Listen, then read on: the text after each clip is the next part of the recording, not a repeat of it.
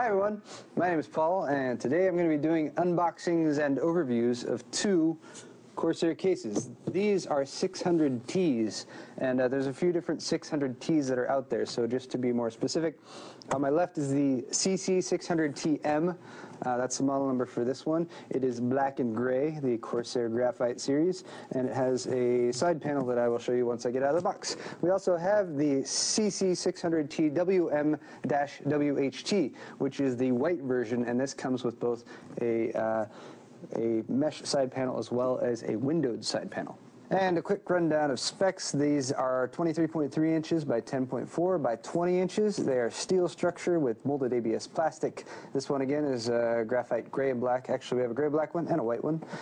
We have 4 5¼ inch bays, 6 3.5 inch or 2.5 inch drive caddies, 2 200mm fans, 1 120mm fan, 8 PCI expansion slots, supports ATX and micro ATX motherboards.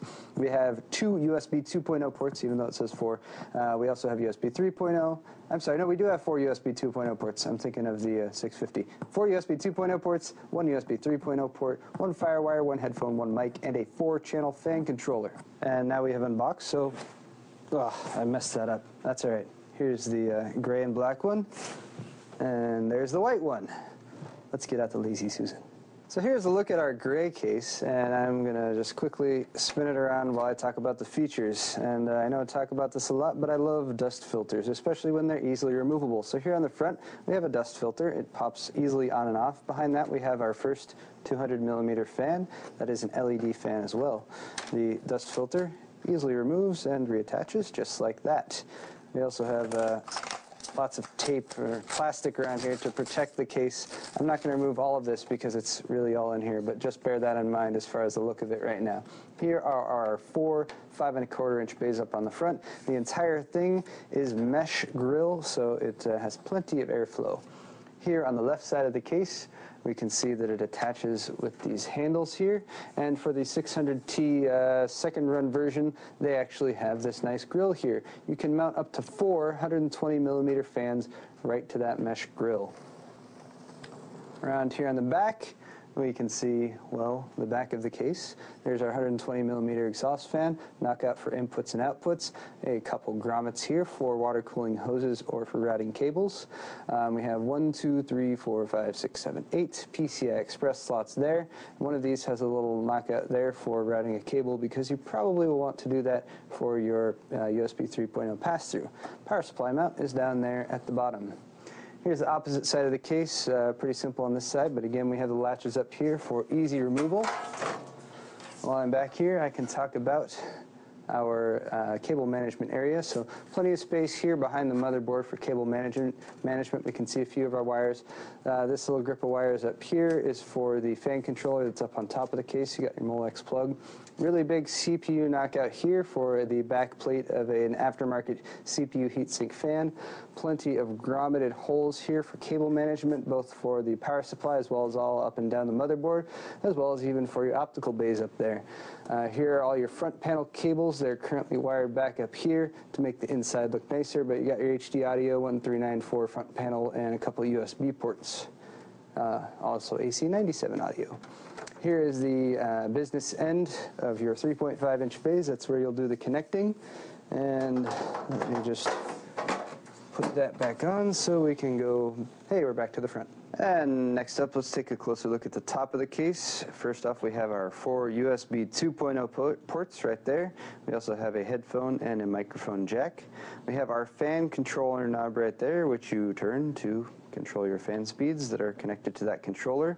You also have a FireWire and a USB 3.0 super speed port, a hard drive activity light, and then right up here is your power button, and that will light up when the power is on. You also have a reset button right there. Up here at the other area of the top of the case, you have a very large removable grill. So again, easy to remove, easy to clean that grill out. Underneath that grill, we have our 200 millimeter fan. Again, this is a white LED fan. And here, not only do you have the mounting points for that 200 millimeter, but you also have mounting points for two 120 millimeter fans right there. So what you can do, if you're interested in water cooling, is you can remove that 200 millimeter fan. You can mount a 240 millimeter radiator right underneath this grill. You can put your radiator fans right on top, and then you can have a nice big radiator set up in there.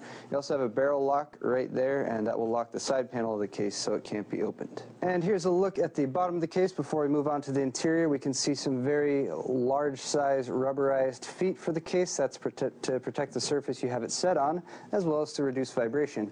Finally, rounding out our fan filters, we have another removable filter right here below the power supply mount, so you can easily clean out your power supply dust filter. And now let's take a look at the interior of the case. Again, this side panel door here, easily removable with these latches. And the white version comes with this side panel window. It also comes with a replaceable mesh window. The black and gray version comes with just the mesh. Here's a look again at the inside. So there's your motherboard tray, as we saw from the rear angle on the other case. There's your CPU backplate cutout and all of your grommets. Here at the back of the case, we have our PCI slots, all 8 of those, and again, each of these is mounted with a black thumb screw. Your motherboard tray is already pre-mounted with a bunch of black motherboard standoffs. It's got this little nub one right there in the middle. That will keep your motherboard situated once you first drop it in and make it easier to bolt in all of your other thumb screws. Down here at the bottom is our power supply mount, and the power supply mount, depending on the size of your power supply, has this little bracket to hold it in place. Again, thumb screws hold that on, and you can adjust it further closer or further away depending on the size of your power supply to make sure that's secure. The one cable that I didn't show you in the other shot for your front panel connectors is this one right here. This is a USB 3.0 pass-through cable, and that will enable your USB 3.0 port on the front. If you have a motherboard that has a 20-pin USB 3.0 motherboard connector, and you want a little trick to use this with your motherboard, you can get something like this. This is sold separately, or it might come with your motherboard. It could either be a 3.5-inch bracket for the front of your case, or sometimes they come with a PCI bracket for the back of the case. You can take your motherboard pass-through cable, you can plug it into that, and then you can route that over to your 20-pin motherboard connector. So a little workaround if you're not into the USB 3.0 pass-through.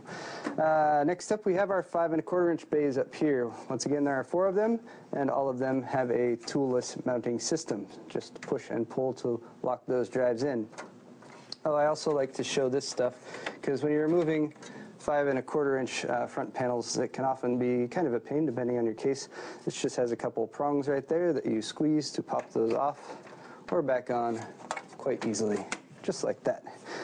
Next up, we have our 3.5-inch cages. There are 2 cages. Each of them holds 3 drives. All the drives mount on these little racks like this. They go around the drive, so if you have a 3.5-inch drive, it uses those mounting points right there. If you have a 2.5-inch drive, you can also mount it using these mounted holes, and every single one of those can fit either a 3.5-inch or a 2.5-inch drive.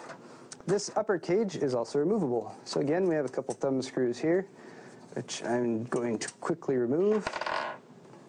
And you can easily slide this drive cage out. That will provide you either some extra airflow straight through here to your video cards, or if you have a super duper long video card, because this case is already very wide to support long video cards, that can give you a little bit of extra room. The drive cage can also be remounted right there at the bottom of the case, assuming that you drop it in correctly, of course. It snaps into place, and then you can secure it with these thumb screws. That way you don't lose any of your drive bays there if you want to go with this orientation for the case. And lastly, let's talk about some accessories. First off, you have a couple keys. That is for that barrel lock that I showed you at the very top of the case. Locking that will secure your side panel right here, so it can't be opened and people can't steal anything out of your case. You also get a little grouping of zip ties. Those are zip ties to use for cable management. You get some additional screws. These are for mounting case fans. Those have little rubberized grommets with them, so you can reduce the vibration, keep your case nice and quiet. Here are your screws for screws and motherboard standoffs, I should say. There's a few extras in there, and those are used to mount your motherboard as well as your drives into the case. We have some documentation. The black and white fold-out 600T manual. It tells you what's included, has a little exploded view of the case there, and some basic instructions on computer installation.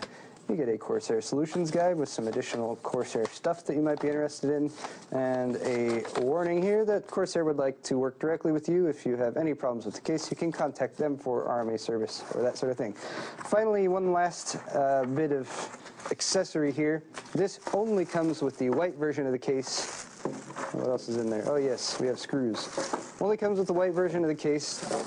Additional screws here for mounting 120 millimeter fans to this mesh side panel. But for the white version of the case, you get the option. You can use the windowed side panel, or you can remove that and you can install this mesh. For the gray and black version, you just get this mesh side panel.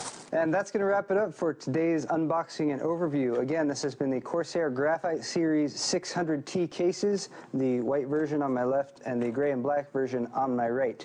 The 600T on my right also comes in a version with just a standard side panel here without a mesh side, so keep an eye out for that one as well. One last tidbit of information for those of you guys out there. I often get asked what case I personally use at home, and the answer is, for now at least, this one right here. I do have the one without that mesh side panel, but there it is for those of you who are wondering. That's going to wrap it up for today's video. I'm Paul with Newegg TV. If you enjoyed today's video, please head over to our Newegg YouTube channel and don't forget to subscribe. Thanks a lot for watching, and we will see you next time.